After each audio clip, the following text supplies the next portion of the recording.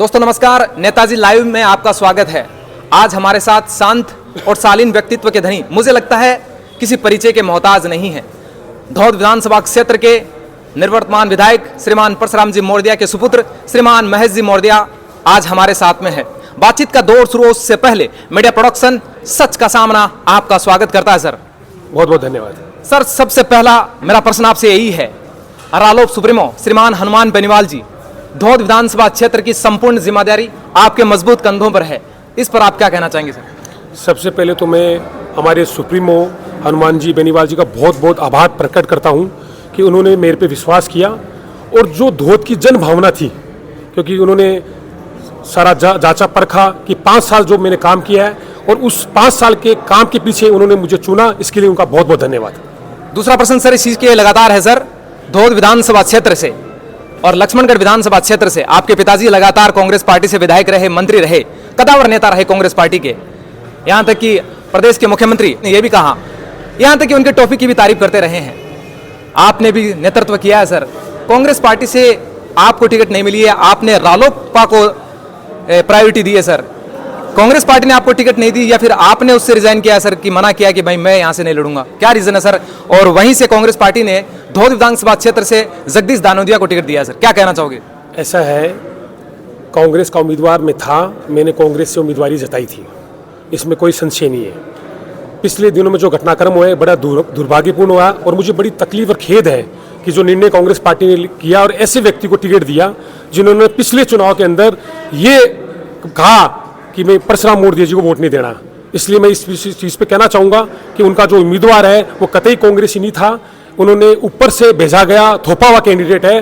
और जहाँ तक बात है आरएलपी की, यहाँ के सारे कार्यकर्ता आप देख रहे हैं मेरे पीछे जो बैठे हैं और तमाम 54 पंचायतों में पिछले 5 साल इनके बीच में रहा हूँ, इनके विश्वास को लेकर मैं हनुमान जी के पास गया और उन्होंने मुझे विश्वास किया और मुझे टिकट दिया।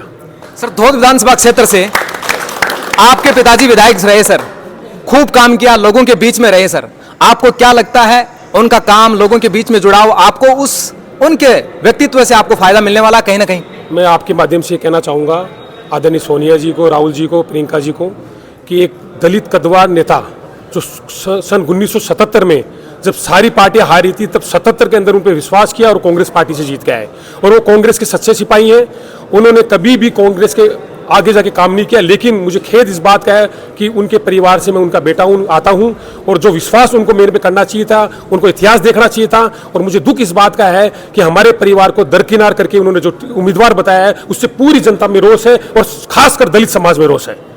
और इस बात को मैं और भी जोड़ना चाहूँगा कि मौर्य जी से ये पूछा जाना चाहिए था, उनको विश्वास में लेना चाहिए था, लेकिन जिस तरह से बयान आ रहे हैं कि उनसे पूछा गया, मैं इसमें मानता हूँ कोई भी सच्चाई नहीं है। और मैं इनके हाईकमान को, कांग्रेस पार्टी हम कहने हो कि इन्होंने बहुत बड़ी गलती की है। इस पूरे सीकर जिले में 8 विधानसभा है, 8 विधानसभा में इसका बहुत बड़ा रोष है दलित समाज में, हमारा समाज पूरा उद्वेलित है और राजस्थान में इसका बहुत बड़ा गलत मैसेज गया है। बिल्कुल सर, हम ये लगातार कहते भी हैं कि युवाओं को मौका न देकर कहीं ना कहीं उनके साथ ये खिलाड़ी भी है, जो संघर्ष करने वाला है वो हमेशा पीछे रह जाता है। एक तरफ तो ये कहते हैं युवाओं को आगे लाएंगे, पिछले 22 साल से मैं सच्चे कार्यकर्ता के रूप में यूथ कांग्रेस में काम कर रहा था और मेरे जैसे कार्यकर्ताओं जिन्होंने तन मन धन से इस पार्टी को दिया, उसको जब दरकिनार करते हैं तो ये खोखली बातें हैं, ये कहाँ युवाओं का साथ दे रहे हैं। हनुमान बेनीवाल जी ने युवाओं को आगे ला रहे हैं और निश्चित तौर पे कहूँगा कि मुझे उन्होंने चुना है और पूरा विश्वास धौद की 54 पंचायतों का, बुजुर्ग, युवा, महिलाएं, बच्चे सब मेरे साथ हैं और मैं निश्चित तौर पे कहना चाहूँगा आपके चैनल के माध्यम से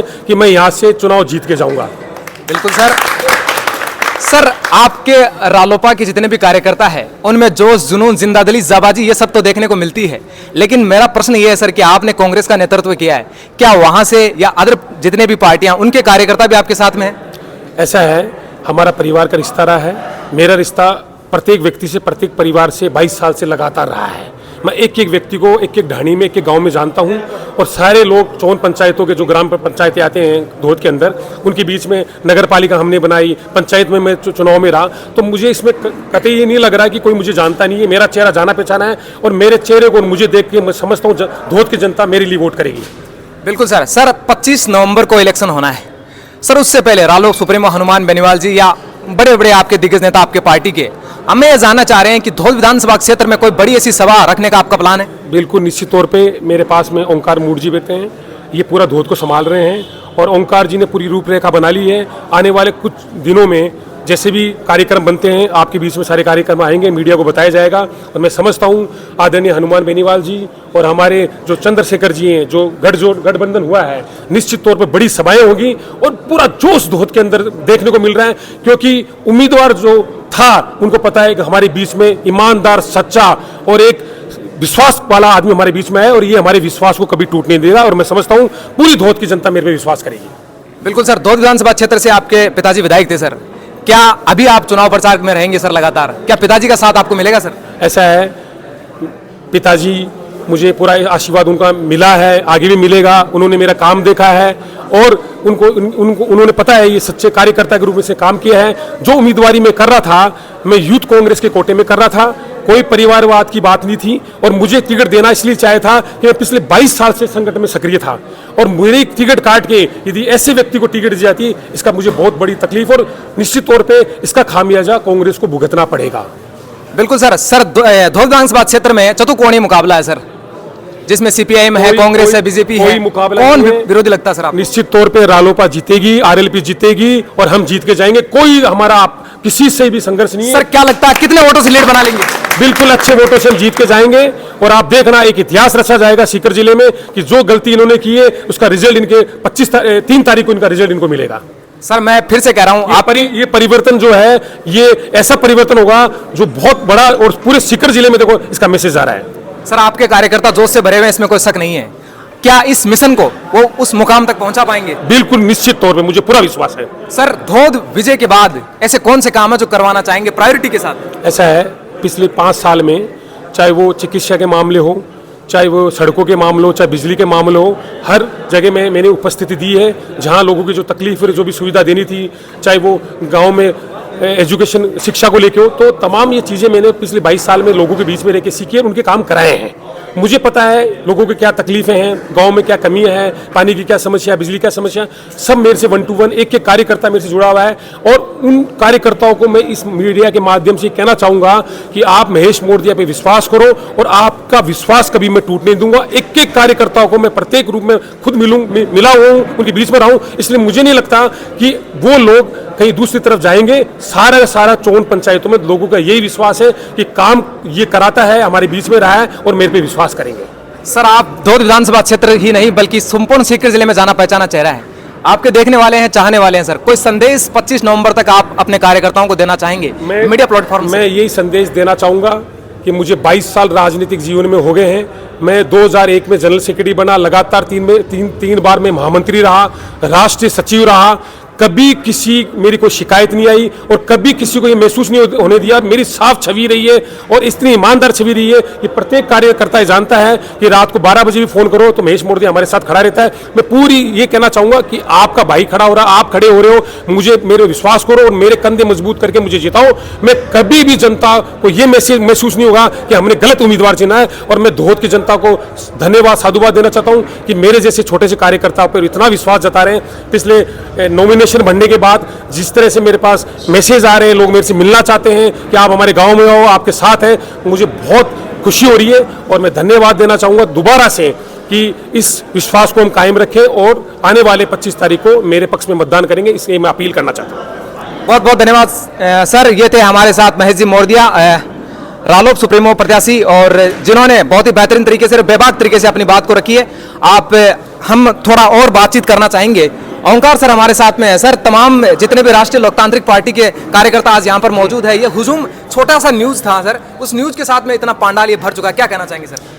देखिए सर, मैं अक्सर कहता हूँ कि जिधर जवानी चलती है उधर जमाना चलता है, और जवानी इस समय राजस्थान में हनुमान बेनीवाल के साथ चल रही है। और जब से उनका गठजोड़ आज़ाद समाज पार्टी के चंद्रशेखर जी के साथ हुआ है, उसके बाद तो किसान वर्ग, नौजवान वर्ग, दलित वर्ग, अल्पसंख्यक वर्ग, ये सारे मिलकर के उनको मजबूत बनाने का काम कर रहे हैं। आदरणीय महेश जी मोरदिया जैसे संगठन से निकली हुई शख्सियत, बहुत अच्छे संघर्षशील छवि के, व्यवहार कुशल, मैं 2 दिन से इनके साथ हूँ, मिलनसार, और मुझे यूँ बड़ा अचंभा हो रहा है कि इनके फ़ोन की घंटियाँ रुक नहीं रही हैं, और जब फ़ोन की घंटी रुकती है तो ये चला करके किसी को फ़ोन कर लेते हैं, और हर तरफ से एक ही मैसेज आ रहा है, महेश जी हम आपके साथ हैं, आप आगे बढ़ो। एक दो दिन में कामों में लगे हुए हैं, फ्री होकर के हम आपके साथ कंधे से कंधा और कदम से कदम मिला करके खड़े हो जाएंगे। आने वाले 4-5 दिन में जब दीपावली की रामा श्यामा पर अपन मिलेंगे, उस समय गांव के गांव, ग्वाड़ के ग्वाड़, चौपाल की चौपाल राष्ट्रीय लोकतांत्रिक पार्टी के झंडों से और महेश मोरदिया के जयकारों से पट जाएंगे, अट जाएंगे। सर क्या लगता है ये जो तूफान खड़ा किया आपने, ये सुनामी में बदलने वाला है? देखिए, तूफान इस युवा शक्ति ने खड़ा किया है। महेश जी भी युवा हैं, हनुमान जी भी युवा हैं, चंद्रशेखर जी भी युवा हैं, हम सारे लोग युवा हैं और हम ये चाहते हैं। देखिए, धोद विधानसभा क्षेत्र जो है वो किसानों का क्षेत्र है, नौजवानों का क्षेत्र है। किसानों को बिजली, पानी की ये समस्याएं, इनका समाधान हो जाए, नौजवानों को रोजगार मिल जाए, तो उसके बाद में इस क्षेत्र की लगभग समस्याएं, पीने का पानी मिल जाए तो खत्म हो जाती है। और यही हमारे मूल मुद्दे हैं, इन्हीं के लिए हम मिलकर के संघर्ष कर रहे हैं और इसलिए हमें पूरा भरोसा है कि यहाँ का किसान और नौजवान, यहाँ का दलित, वंचित, पीड़ित, शोषित और अल्पसंख्यक हमारे साथ कंधे से कंधा और कदम से कदम मिला करके चलेगा, बिना किसी सूचना के। हमने इसका कोई बहुत बड़ा प्रचार नहीं किया था, आप देख पा रहे बड़ी संख्या में लोग उमड़े हैं। अभी हमारे लोसल कार्यालय का उद्घाटन होना है, खुर्द कार्यालय का उद्घाटन होना है, फिर में लोग ढाणी ढाणी, गाँव गाँव, मैं तो ये कहता हूँ राजस्थान का चप्पा चप्पा और बच्चा बच्चा आज हनुमान जी के साथ है और धोद उसमें बहुत आगे। बिल्कुल, राजस्थान का चप्पा चप्पा और बच्चा बच्चा आज हनुमान जी के साथ में है। मैं आपको फिर से बता रहा हूं, धोद में ये आज कार्यालय का उद्घाटन हुआ, रालोप में। आप लोग, तमाम लोग देखते रहिए, शेयर करते रहिए और देखते रहिए मीडिया प्रोडक्शन न्यूज ब्रॉडकास्टिंग, सच का सामना। बहुत बहुत धन्यवाद आपका। जय हिंद, जय भारत।